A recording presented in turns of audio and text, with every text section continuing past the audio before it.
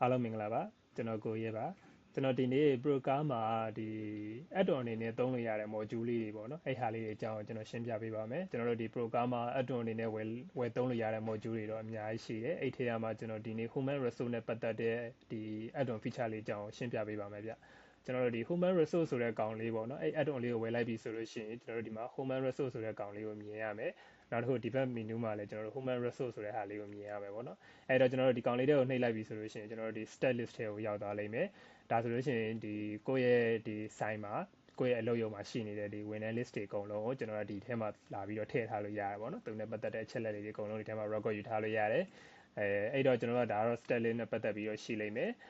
နောက်တစ်ခုကကျတော့ကျွန်တော်တို့ဒီ position ဆိုပြီးတော့ရှိရပေါ့နော်ဒီ position ကတော့ဘာအတွက်လဲဆိုလို့ရှိရင်ကျွန်တော်တို့ဝန်ထမ်းတူဦးပေါ့နော်ကျွန်တော်တို့ကသူက promotion ဖြစ်သွားတယ်ဆိုလို့ရှိရင်ဟို promotion ပဲဖြစ်ဖြစ် demotion ပဲဖြစ်ဖြစ်ပေါ့နော်သူတို့ရဲ့ position change ဖြစ်သွားတယ်ဆိုလို့ရှိရင်ကျွန်တော်တို့ဒီကောင်လေးမှာလာပြီးတော့စီးရင်လာသွင်းထားလို့ရတယ်ပေါ့နော်အဲ့တော့ကျွန်တော်တို့ကဒီ add လုပ်မယ်ပြီးလို့ရှိရင်ကျွန်တော်တို့ဒီမှာstat name ကိုထည့်ပြီးရင်ဘယ်နေ့ဆွဲထည့်ပေါ့နော်ကျွန်တော်တို့ဥမာသူလက်ရှိ senior washer နေပြီးတော့ကျွန်တော် DT လာဖြစ်သွားတယ်ဆိုလို့ရှိရင်လည်း DT လာပေါ့အဲဒါကျွန်တော်တို့ဒီမှာ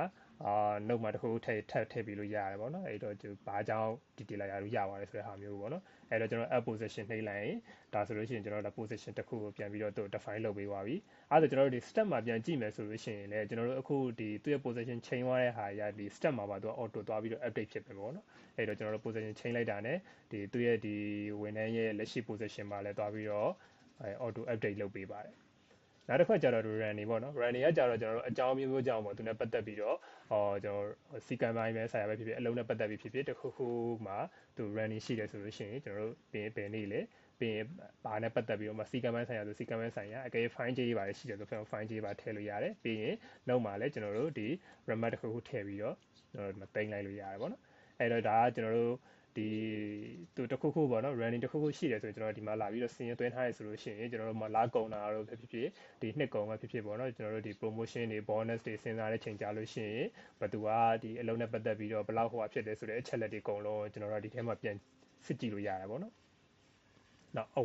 award ဆိုလို့ရှိရင်လည်းဒါကတော့ကျွန်တော်တို့သူအလုံးနဲ့ပတ်သက်ပြီးတော့သူခန်းစားခွင့်တစ်ခုခုရတာမျိုးလို့ပါတော့အဲ့လိုဟာတွေဆိုလို့ရှိရင်ကျွန်တော်တို့ဒီမှာ award မှာလာပြီးတော့ထည့်ထားလို့ရတယ်ပြီးရင်ကျွန်တော်တို့ဒီမှာပဲသူဝန်ထမ်းနာမည်ရှိမယ်ဘာနဲ့ပတ်သက်အလုံးနဲ့ပတ်သက်ပြီးတော့ဆိုလို့ရှိရင်လည်းအလုံးနဲ့ပတ်သက်ပြီးတော့ဥမာဒီလား sale promotion ဆိုလို့ရှိရင်လည်းဒီရောင်းအားကောင်းတဲ့ဟာမျိုးလို့နောက်စီကံပိုင်းဆိုင်ရာဆိုတဲ့စီကံပိုင်းဆိုင်ရာတဲ့ဟာအလုံးနဲ့ပတ်သက်လို့ရှိရင်လည်းအလုံးနဲ့ပတ်သက်ပြီးတော့ဗောနော်ဘယ်လောက်ဟိုဟာဖြစ်တယ်ဗောအဲ့ဒါမှကျွန်တော်တို့ကအမောင်းဘယ်လောက်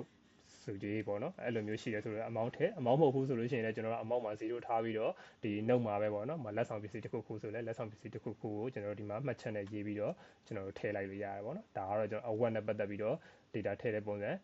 နောက်တစ်ခုကျွန်တော်ဒီ job status အကြောင်းလေးမပြောခင်ကျွန်တော်ဒီခွင့်ရက်နဲ့ပတ်သက်ပြီးတော့ဟာလေးပေါ့နော်ဒါလေးကိုကျွန်တော်ဥမာဝန်ထမ်းကအကြောင်းမျိုးအကြောင်းသူနေမကောင်းတာပဲဖြစ်ဖြစ်သူတခြားကိစ္စရှိတာပဲဖြစ်ဖြစ်အဲ့လိုမျိုးခွင့်တွေပါတယ်ရှိတယ်ဆိုရင်ကျွန်တော်တို့ဒီထဲမှာလာပြီးတော့စီရင်ထည့်ပေးရမယ်ပေါ့နော်အဲ့တော့ကျွန်တော်တို့ဒီမှာ standing ရှိမယ်ဘယ်နေ့လဲကျွန်တော်တို့ဒီ half day လား full day လားပေါ့ full day ဆိုလဲ full day မှတ်ချက်ရှိတယ်ဆိုရင်ကျွန်တော်မှတ်ချက်ပေါ့နော်ဥမာနေမကောင်းတာလား personal case လားပေါ့ဒီလိုဟာမျိုးလေးတွေကျွန်တော်တို့ record ယူလို့ရတယ်ဒါလေးကကျွန်တော်တို့ဒီလကုံလို့ပေးလို့တွက်တဲ့ချိန်ကြလို့ရှိရင်ဒါလေးပါထည့်ကြည့်ပြီးတော့တွက်ပြီးလို့ရတယ်ဗောနော်ဥမာသူဒီလခွင့်ယူထားတာဘယ်နှရက်ရှိလဲဆိုတဲ့ဟာမျိုးလေးပြန်ကြည့်လို့ရတယ်နောက်တစ်ခုကကျတော့ကျွန်တော်တို့ဒီ job status ပေါ့နော် job status ကတော့ဘာအတွက်လဲဆိုလို့ရှိရင်ဥမာဝန်ထမ်းကကိုစီမှာ resign တင်တာမျိုးပဲဖြစ်ဖြစ်ကိုလုပ်ငန်းကနေပြီးတော့ဒီဝန်ထမ်းကိုဒီတာဝန်ရစဲလိုက်တာမျိုးပဲဖြစ်ဖြစ်ပေါ့နော်အဲ့အတွက်မျိုးသုံးမယ်ဆိုလို့ရှိရင်ကျွန်တော်တို့ဒီ job status မှာလာပြီးတော့ data ဟိုဟာလုပ်ပေးရမယ်ပေါ့နော်လာမှတ်ပေးရမယ်ပြီးရင်ကျွန်တော်တို့သူဘယ်နေ့လဲပြီးကျွန်တော်တို့ဥမာ terminate လုပ်လိုက်တယ်ဆိုလို့ရှိရင်လည်းကျွန်တော် terminate ပေါ့နော်ဘာကြောင့်မှတ်ချက်တစ်ခုခုထည့်လို့ရတယ်ပြီးရင် adjust status ပေါ့